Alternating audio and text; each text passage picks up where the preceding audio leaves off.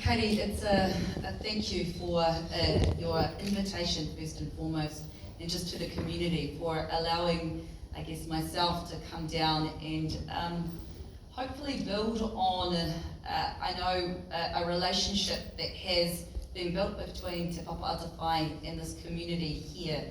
I want to acknowledge we are in a time that has, I've just walked your main drag. And last time I was here a couple of years ago, it was hustling and it was bustling, and I don't think I could get accommodation. And so just to really acknowledge the real life impacts of COVID on your people, your place, your town. Mayor Bruce, this isn't our first meeting, but I just want to acknowledge you and your advocacy for your community, and he is relentless.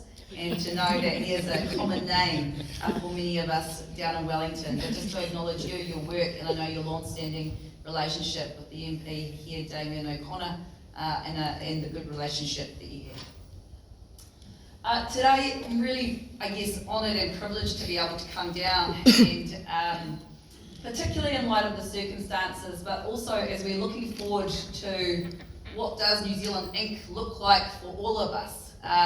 COVID, if anything, presents an opportunity for the way that we look at our backyard, the way that we think about the way in which we will be promoting ourselves to the rest of the world.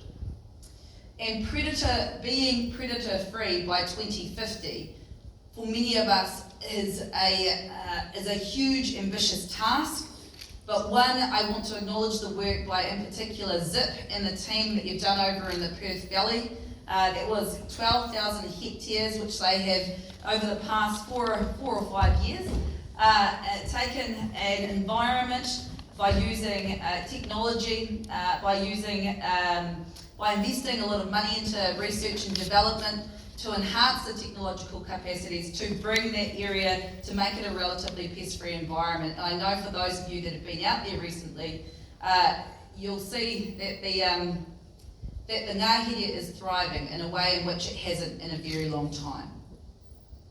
So what does becoming predator-free look like in a place down here, or indeed for the rest of us across the country? I was with a colleague of mine this morning, Mike, and we were driving down from Mukatika. He said, for me, if I think about it, it's about seeing the landscape lit with rata, the blazing rata that comes through. It's about listening to the call of the kiwi come back in its frequency. It's about hearing the wildlife and our native environment come back in a way that it hasn't been in quite some time as a consequence of the endemic pest infestation that we have had to deal with over a relatively swift time. And what does that mean in terms of an offering to people that want to come back here and visit? It's returning people to a place that maybe they won't ever get the opportunity to in other countries near and far. It's adding to, our profile of what our offerings are from Aotearoa to the rest of the world. We were mammal-free pest-free not so long ago. And it is our object and our intention that we can be again. And in order to do that, it takes people and it takes a place that are really committed to becoming pest-free. And I'm here today to announce what we think is the largest scale, most ambitious pest-free eradication program ever to be had in New Zealand. Predator-free South Westland will be undertaking over the next 5 years a 100,000 hectare project here. It will go from Kitaikiuta, from the mountains into the seas. It will include urban settlements and dwellings, 100,000 hectares, a task that we've only ever thought possible in remote islands. It will be the first large-scale pest-free program that we're bringing onto the mainland. We, the Department of Conservation, are investing $24 million into that project. The totality of the project is $45 million. Over the next 5 years, in addition to, there'll be jobs and 50 jobs created, but for us, when we were looking at the nature and the size of the investment here, we wanted to acknowledge the capacity that you have in your community at the moment. Acknowledging that the economics of your environment may be swiftly changing, but in order to allow you to retain some of the people capabilities, we considered that this was perhaps a game-changing opportunity, not just for the place, but hopefully for the people as well. We're very pleased to be able to undertake this project in conjunction with Osprey, Predator Free 2050 Limited, Next, Zip, and it will be chaired ably by our good friend and absolute ambassador for this area, Katie Mill. For us, it is a large investment, and I think, if anything, I wanted to break down into the different components what we think are some unique features which have been trialled, as I said, in the Perth. But there's a real congested investment in terms of research and development. A large proportion of the funding is going into looking at new ways of undertaking pest management, eradication, and the like. How do we move away from the current tools that we're currently relying on into other areas? And so I want to acknowledge those within this room that have the expertise and have been, well, it was that important that the light sector probably like it if I refer to my notes.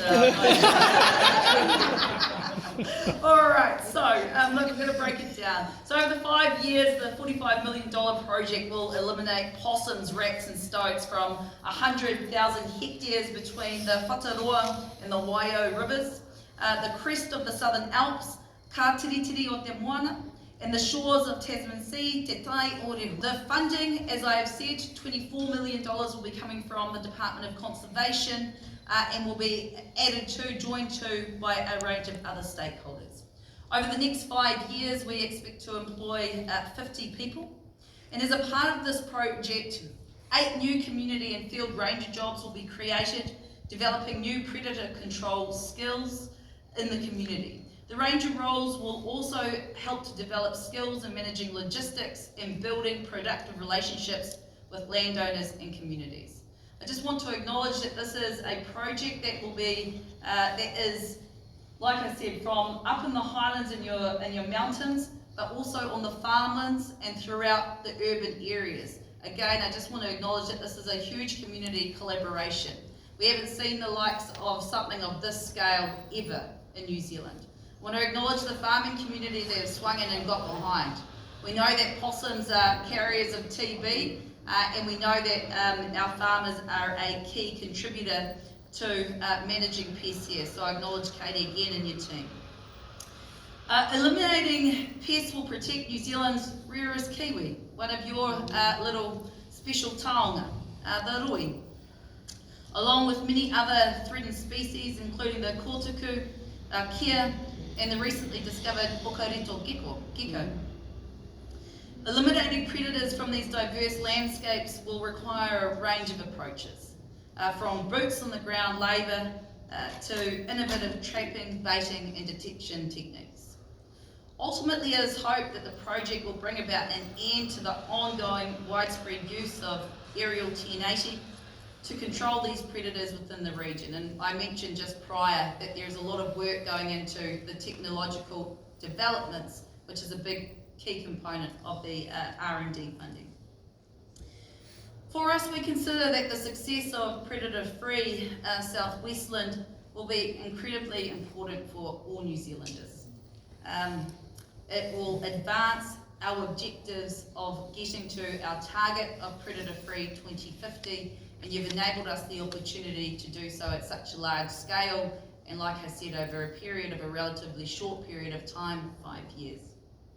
It will demonstrate that predator freedom at a large scale that includes bushes, farms and towns is indeed achievable on the mainland. Like I said, it's only really been trialled in small areas and on islands. Predator-free, southwestern will be built on a proven formula. ZIP, zero invasive predators, have already successfully removed possums, stoats and rats from approximately 12,000 hectares over in the Perth Valley. And the townships include Franz Josef, Whataroa, Okarito, along with the rural farmland, forestry and remote backcountry. We as a department are incredibly excited about the potential of this project. In terms of achieving the biodiversity and the ecological values that we hope to see throughout the country, this area here, in a time of what has been a bit of a tight spot, we think that there is a perfect convergence of skills, expertise and opportunity. So I guess from our perspective, we are wanting to continue to work alongside, as we say, pukahiwi ki te pukahiwi, shoulder to shoulder, alongside you all here in this town to achieve something that may be quite transformative for the rest of Aotearoa. So thank you for allowing our team to work so closely with so many of you over the last several years to get to this point where this project has been possible.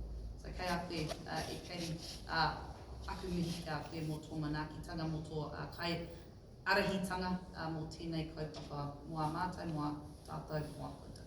Kia ora.